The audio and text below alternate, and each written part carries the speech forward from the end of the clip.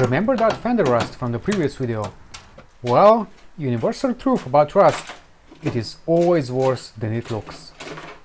Good evening and welcome to another proper repair episode of the Audi A6 project. We'll be replacing this old rusty fender with a brand new one. This will include removing many bolts and screws, so staying organized is crucial. I strongly recommend to make notes and/or photos on every part taken off in such job. I will use this box for sorting.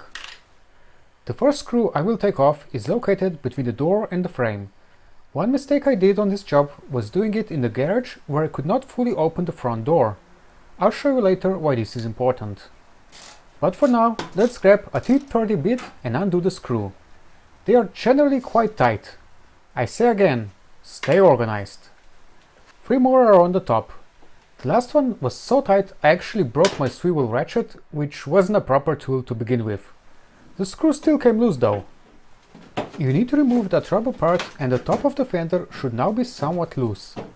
There is another screw between the door and the frame. Those type are all T25.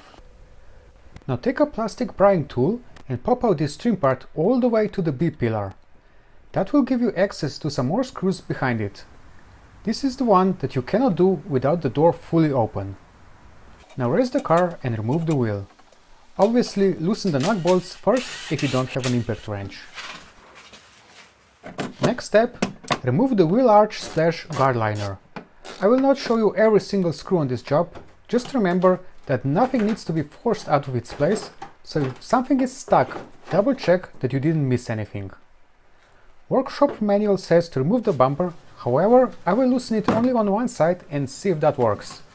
There is one bolt behind this cover, just push it out from the back and it pops out. 8mm Allen key is what you need to undo this quite long screw. From the inside there are 3 10mm nuts. Remove them. Now you can detach the bumper from the bottom and push it forward so it's out of the way. There is another T30 screw right there. To loosen it, you can also reach it from behind the fender. This screw is easier to remove next, but it got stripped in my case, so I had to use plan B and remove these 2 screws instead. They are hidden, however, behind this plastic part, which is held in by 3 Phillips screws. Removing those in this setup is possible, but would be much easier with the entire bumper off. The one last definitely requires its patience. Finally, I was done and I could get to those 2 screws. The front of the bumper should now already be very loose. We still need to detach it from the back. Next step is to unscrew the charcoal canister and move it out of the way. The top screw was pretty stubborn, I had to grab it with pliers to get it out, but the rest were easy. Also, push out the indicator and attach it from the connector. There is a styrofoam piece behind the canister held with another screw. Then you can remove it. It is latched behind the metal here and over there at the top. Some more T30 screws are now visible. We are almost done. This plastic trim is screwed in from the bottom, so we need to take care of that. There should be one more, just not showing in the video. Now we can hold the trim out of the way to take off this plastic part. One Phillips screw is here, and the second one was camouflaged underneath the dirt. The third one is down here. The last 2 T30 screws are now exposed. Finally, you can remove the old fender. It would indeed require too much welding for a proper repair. Cleaning of any exposed areas alone can easily take an hour, but I like to do some anyway. Some rubbers and grommets will stay stuck on the old fender. Remove them all and transfer them to the new bumper. If you stayed organized, putting the new bumper should not be a problem, so let's begin. I started with the front part, hooked it in the back,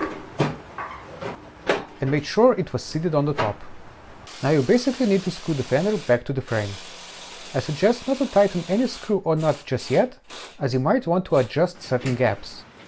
The workshop manual says to renew all T30 screws, but I'm gonna put some thread locker on and reuse them. As already mentioned, I won't be showing you every single screw in this job, there are simply too many. Gaps between metal should be somewhere between 2 and 4 mm, but more importantly consistent along each side. Don't forget to transfer all rivets from the old bumper. Some may also be stuck to the car body.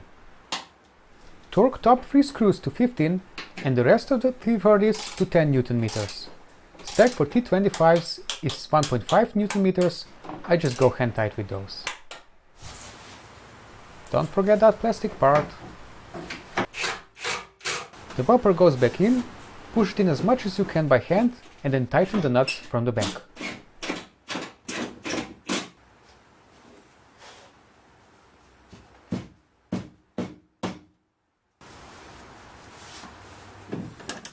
The long screw at the front needs to be torqued to 23 Nm.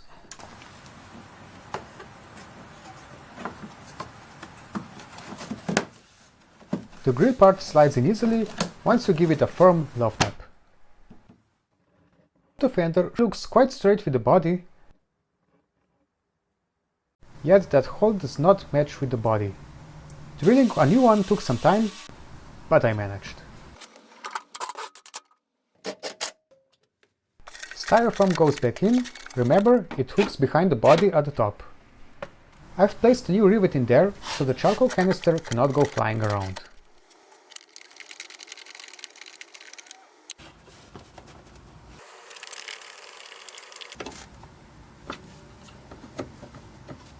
We are now down to last few screws, although as mentioned, I didn't film every single one.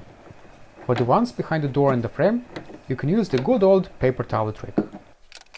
Wheel arch splash guard goes back in, and we can put the tire back on.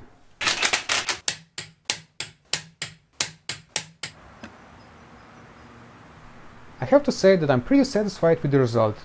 The color is slightly different, which is expected since the rest of the car is 20 years older. This gap between the hood is however a bit wide, but is consistent.